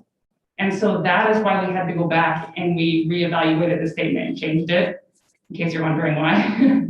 I would say the second thing is when we're talking about, specifically microaggressions or being not safe in schools or feeling uncomfortable, I think we need to point out that it's not in any, it's no offense to anybody, not the teachers, not the staff, not anybody. When we speak about microaggressions, typically they are done without malicious intent. They're done unconsciously. It's done out of, the way we were raised, our environment, our system, our cultures. It's the way we live our society. And so I want to just rephrase it. We're not intending to bash anybody by any means. We just want to bring awareness to the fact that there is an issue and we need to address it. As being a white person, clearly, I have to work very hard every day to ensure that I keep my biases in check, that I understand what my biases are, that I understand what microaggressions are, that I teach myself these things, that I'm aware of these things so that I don't do them. And so I think that's all we're asking for, is we're saying that these trainings, education needs to happen, because we understand, and the students later tell you, they tell me all the time, they don't think it's ever done out of malicious intent. It just is like, it's almost like a normal thing. Somebody says something and doesn't realize it. And I think in order to be equitable, in order to understand diversity and inclusion, we have to be more aware of ourselves and understanding the education behind it and the training behind it. So I just wanted to make sure that we pointed those things out so that later people were like, they were attacking us. No. We just want to bring about that there obviously is, and it's systemic. It's not just Wenatchee School District. It's a nationwide thing, and systemic racism exists. It was built that way specifically a long time ago to create these barriers, and just continue to roll with it. And so we're just saying that we just need to bring awareness to that and self-awareness for everybody here. So we just want to make sure that was very clear. I appreciate that.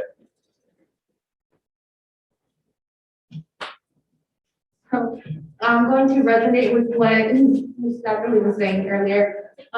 In our committee, we have a Spanish-speaking parent, Maria Castro, and she has been a huge part in how our verbiage plays out in English, because we have to consider that we're translating this, and we do not want the translation of this to be lost, because it's very different. Like, it's kind of almost backwards. Whatever you say in English and Spanish, it's backwards. So I wanted to thank her, because without her, we would not be as actively conscious about the way we word things. Quería darle las gracias a una mamá que está en el comité que se llama María Castro, porque gracias a ella hemos creado conciencia, no solamente en el español, sino en inglés, en cómo vamos a, qué palabras vamos a escoger para esta promesa. porque esta promesa tiene que resonar con todos, tiene que ser algo que todos podamos entender, algo que cale con nuestras experiencias. Entonces, gracias a María, nosotros somos mucho más conscientes de cómo decimos las cosas. I also wanted to point out an experience that kind of goes with our promises and values and priorities, where I recently accidentally sent the wrong email to the board. It was hilarious. It was the most like freaking out moment. I just wanted to fade away. I sent my rough draft. Listen, my first unedited rough draft to the school board. And it was hilarious because I thought it's part of this welcoming thing where I felt encouraged even to speak up and say, listen, people, I made a mistake. And so I didn't feel embarrassed about it because I know that you guys, the support system that you've set up made me feel confident enough to say like, oh, I messed up, and I'll kind of just delete everything and pretend it never happened, which is what I wanted to do. So even if I messed up, I had the confidence and I had the right to feel safe. Acknowledging that I messed up and that I was not going to be judged for it was huge, because I know that had it been another circumstance, I would not have done what I did. So sending, the wrong email, but also feeling the power to own my mistake because of the support system that has been established. And, there's someone like me here, there's Maria Amigas, and then there's Martin Barron, who actively reaches out to my community. So establishing that support system was huge for me. Quería hablar de una experiencia en donde accidentalmente mandé un mensaje equivocado hacia todo el comité del distrito, pero tuve la confianza y la valentía de aceptar mi error porque yo sabía que no me iban a juzgar. Entonces, esto es parte de nuestras prioridades y nuestros valores, en donde aprendemos a aceptar cuando nos equivocamos y yo sabía que ellos no me iban a juzgar por mi error. Entonces, por eso para nosotros es tan importante traer énfasis hacia nuestras prioridades, hacia nuestros valores. So I just want to say thank you. Special thanks to Diana, who saved my anxiety. And then Michelle Sandberg, who also emailed me back. So I just want to say thank you for that, because you guys probably don't get enough credit for all of the work that you do. These hour-long meetings must not be a nice thing to go through, but you guys still show up. So that support system that you guys have been building throughout these couple of months have been extremely important to us. So thank you. Okay, bits and pieces, done? Okay. I was just gonna say thank you as well, because I know I went on a little bit of a long rampage and I forgot to address the points that she later brought on. But I know that there is a lot of effort and a lot of work you all are doing. And I know Martin and Maria and Dr. Paul Martin and Diana have all been showing up outside of the school district buildings. They've gone to Cafe, a place where I volunteered and helped organize for many years now. And they've been actively pursuing conversations with the Latinx community. And I really appreciate it, because I know that in those spaces, our conversations definitely shift, the environment shifts in the room, and it's a place where parents can show up and really feel welcome. And I know that it takes a lot of courage as well, and time and commitment to really leave the buildings, right? And go to the community where they are at and meet them where they're at and have those conversations. So I appreciate your time and all the dedication that you have demonstrated over these last 2-ish years. So thank you for bringing change. I know we're building towards something different. So. Thank you all. And I'm going to hand it over to the board here, but I just wanted to highlight for a second, just seeing it together as one and seeing the elegance and the interconnectivity, to me, is one of the most powerful things about this. They did a beautiful job of walking through the different aspects, the parts. but I really encourage everybody to look at it as the whole and see how the flow, and I use the word elegance very intentionally. There's this incredible elegance about the words and how they flow, and why it was so important for the committee to slow down and look at every word so intentionally. The debate over each word was at times excruciating. Like, okay, it's 8 o'clock. We've been on this call for 2 hours. It's time to call it good. And people were like, okay, we need 15 more minutes. We need to settle this. But I want you to know the thoughtfulness that went into it. And I'm just blown away when I look at it because of the intentionality. If you flip to the second page, you're starting to see the action steps starting to come alive. These are those overarching action steps. A subgroup of other district personnel are going to be working to flush these pieces out. Those will go back to this group. And then ultimately, which seems like it's like right around the corner, June 22nd, we will be back here with the full strategic plan with metrics, with the action steps, and with this front part of the framework brought to the board. But I really want to hand it over to the board now to ask the committee questions. And I just got to say this. The 4 here are a beautiful representation of the 20 who show up every other week. And they truly are representative of that entire group, because voice, that's what I'm so proud of, is voice. And that each person was able to and is able to, as somebody articulated, we're not done yet. To have that voice and have that commitment to knowing you're going to be heard, you're going to be seen, and you know you belong. So with that, Laura, I'll hand it over to the board. Thank you. So I just want to commend you all, the 4 of you that presented tonight, for the articulate manner in which you presented the content of your work. I was very impressed by how articulate, to use redundancy again, you were in both languages. I really very much appreciated that. And I have to say, for me personally, who has been on the board for 18 years, finally, I'm hearing voices that I always knew were there. I always knew they were there. I had this feeling that we weren't doing right, but I could never really get our system to recognize that there were inequities there that needed to be addressed. For me personally, it's a great relief.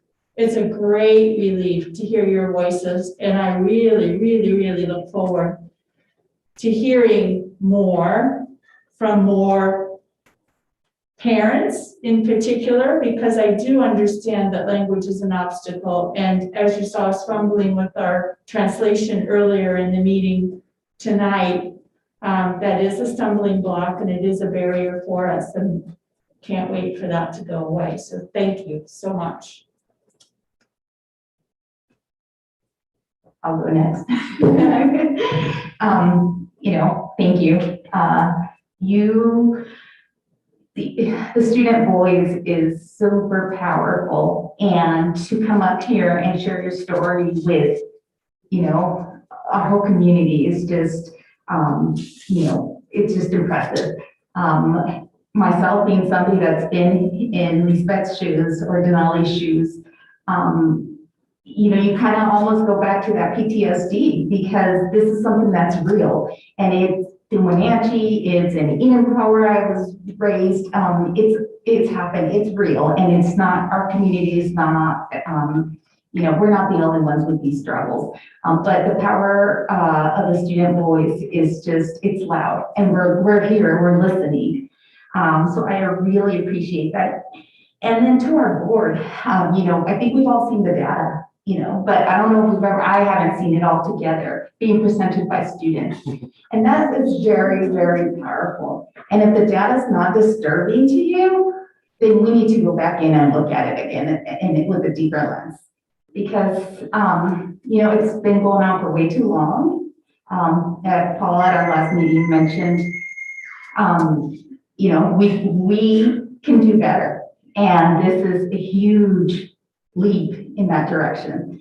In my short time on the board, I've had several conversations with my colleagues, with Dr. Orden, but I don't think they've been as impactful as having you guys here and the committee. And I know the committee goes beyond the four of you guys, so, they need to be recognized as well, our community members as well.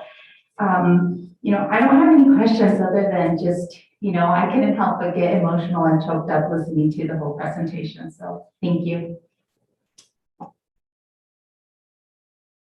Well, I don't have any questions, but I just want to say what an excellent presentation. I mean, I was just blown away by what the committee put together. And I will say that one thing that popped out very early on was that you had it in 2 languages. And we don't do that here. And, that was really impressive. So I hope for anyone watching tonight who doesn't speak English, but Spanish is the language that they are most comfortable with, that they were able to follow along just with everybody else. And I don't speak Spanish, and I'm sorry that I don't, but it was just such an excellent presentation. I mean, I would go so far as to say this could be shared at WSD conference. So I would really love if you could share that with the board, the slides that you had. Just all the data that you had, in addition to all the discussions. The discussions that you've had, we could not do this in 20 workshops, frankly, as a board. We just couldn't. So you guys really have been the workhorses for our district in doing the strategic plan. I can't thank you enough as an individual board member. It is daunting, the task that you had, really. And I so appreciate all the time that every member of the committee has given and continues to give. I know you guys aren't done yet, but and Sheena and each of you as students, Elizabeth, Denali, Aria, I am blown away just by everything that you shared. And additionally, I want to thank you for sharing your personal stories, because I know that's hard. And as a mental health person, I know that those stories, they probably resonated with a lot of people. Okay, so know that you probably just helped a lot of other people realize that they have a voice too. Whether they speak English well or not, I cannot thank you enough for sharing not just what you shared, but in all the different ways that you share it. That's important. So thank you. And again, I look forward to seeing your presentation in my email box. So thank you. So I also don't have any questions, but I just wanted to reiterate that I really appreciate this presentation. I thought you all did an amazing job. I'm so proud of you all for having the courage and for taking the time to do this. Reading through the statement, I think it makes a lot of great points, a lot of sense. It really brings a vision to the ideas we were throwing around. So I appreciate all the refinement you've done on it, the hours of going through every word.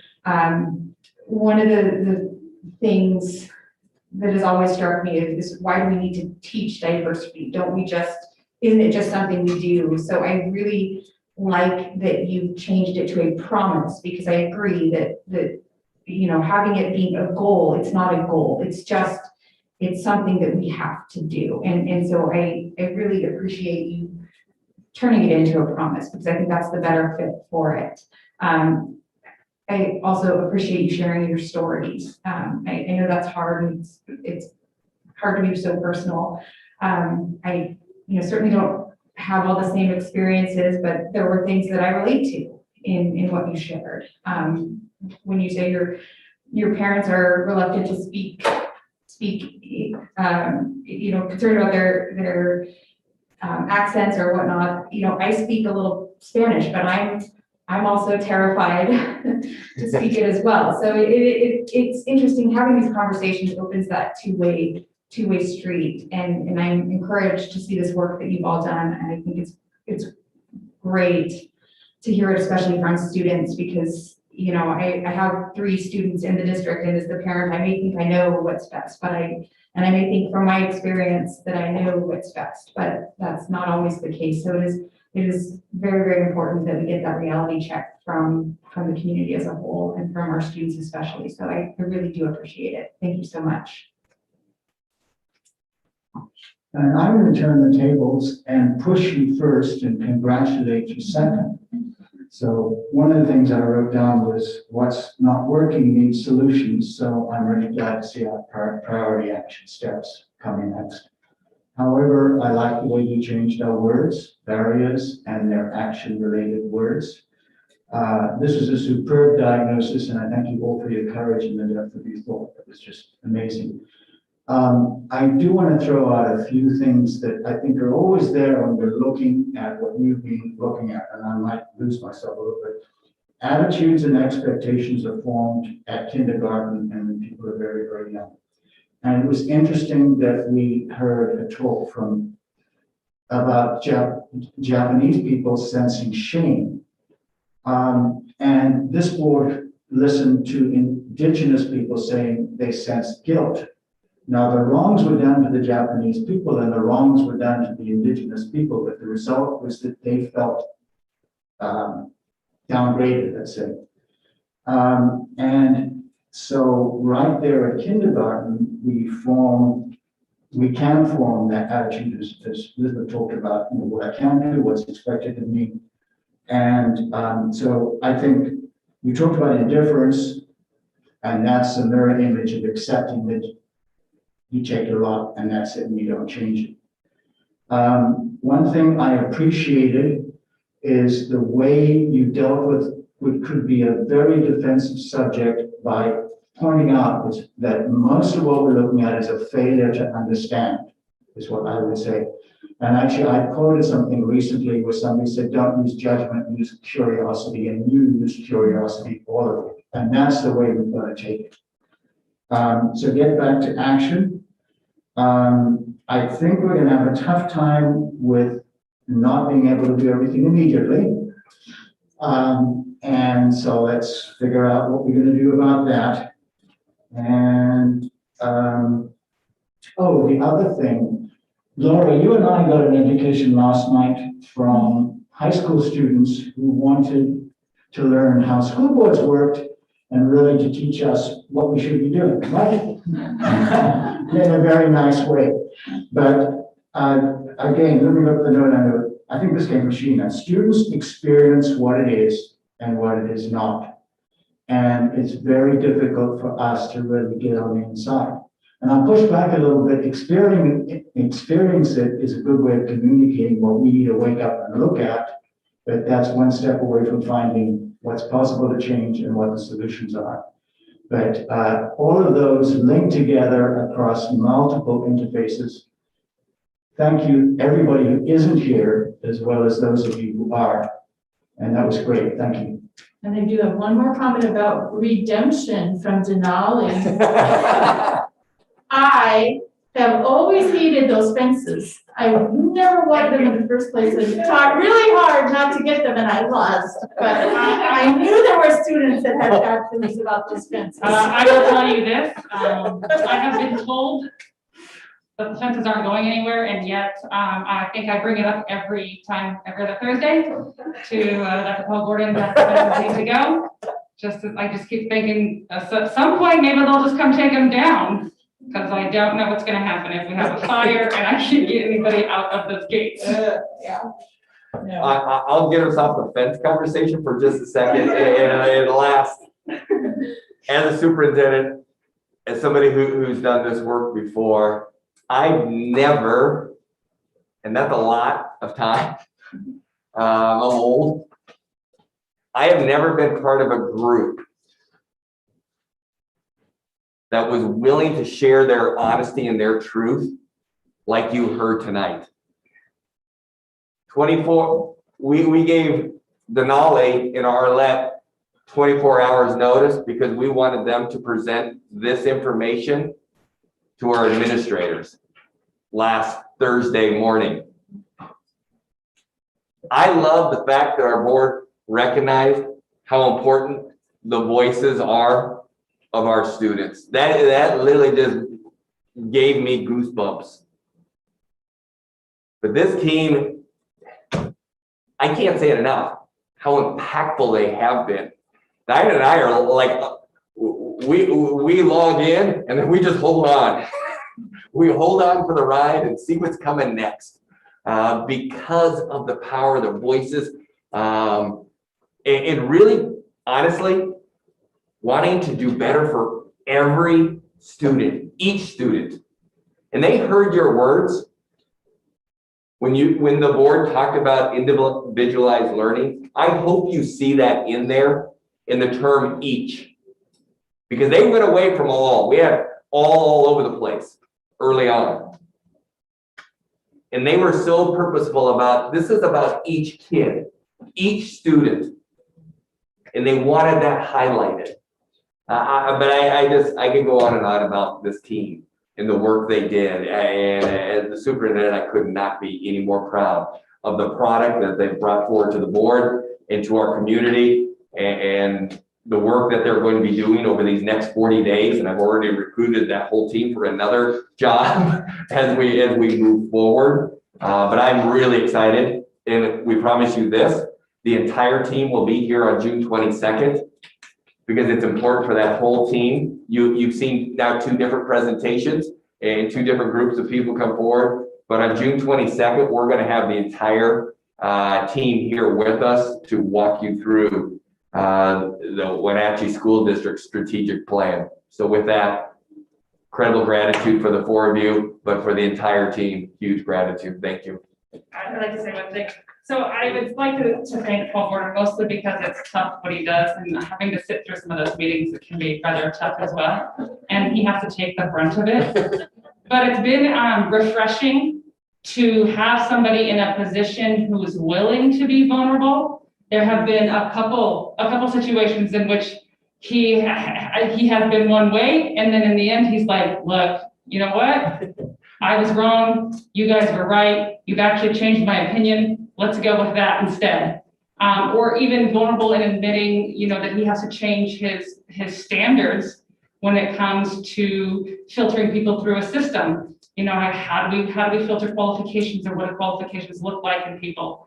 And being willing to admit that, when we see things solely through our lens, solely through our perspective, and that is our truth, and that is our world, and that's how we see it. And sometimes it's hard to go back and to admit that it maybe isn't it's our truth, but it maybe isn't the truth. And so I just wanted to just get that out there. Just it's nice to finally have it. It's refreshing. It's nice to have someone say I'm wrong, or you're right, or this isn't right. And yeah, we aren't doing things the way we should be doing. And so I just wanted to throw that up to make sure that everybody understands that that's been a huge proponent to why we've been so successful, and why I think that we keep progressing forward, and why I think this time, hopefully this time is going to be the time that we actually change things, because we have all these components that finally have come together to make it happen. Thank you. Very kind. Okay. Thank you. And we are going to move on to our next section. Thank you. Go home. Board communication is the next segment. And are there any board members that have communications they want to share with the rest of the board? Okay, let me just make a comment. So we had public comment by Shana Morgan at the beginning, talking about having, there are many boards in our state on school boards that have a student rep or two. And, having been on this board for a couple of years, we have certainly looked at that. I think we're making progress. I think that our board will be going down that road at some point, and figuring out what is an equitable way of having that, along with these other conversations. But I am impressed that, that student has reached out and gotten a petition to support that at the high school. And, I think it's just something that a lot of boards around here don't have. So a lot of students probably don't realize it, but there are some really dynamic student reps. When we go to WSD conference, the student rep section is well represented by many districts in our state. So I look forward to our district reaching that point where we can do that as well. I don't quite think we're there yet, but I think these conversations are good to have to get to there. So I just wanted to just address her comment, because I feel like we haven't really discussed that as a board, but that is my truth on that. So thanks. Thank you, Michelle. Anyone else? Kudos to Sheena she's a senior and she's, setting up the future for students that are coming after her. But I just wanted to say I attended the West Side fundraiser event last Thursday. Huge success from what I could tell. We were there for a while. The tacos were delicious. The tamale line was just, out to the parking lot. But it was a very, very well organized COVID event wise, and it looks like they had a really good turnout. So kudos to that site. I have a small degree of guilt about that event, as I intended. I ordered tamales and then didn't go to pick them up. So hopefully they went to good use somewhere. Oh, I'm sure. Okay, anybody else? All right, so now superintendent report. Just echo what Maria said. Unofficial count was over $13,000 that the school raised. When I spoke to Corey that morning, he was hoping somewhere between $5,000 and $7,000. He's like, COVID, who knows what's going to happen? So to all of Maria's point, the entire team at Westside truly making a difference in a family's life. So big kudos. Okay, now I have a statement to read. The school board will now recess into executive session for a period of 30 minutes to evaluate the qualifications of an applicant for public employment or to review the performance of a staff member. Pursuant to district policy number 1410 and RCW 42.30.110, this discussion will be closed to the public. The school board is not expected to take final action following the executive session. So.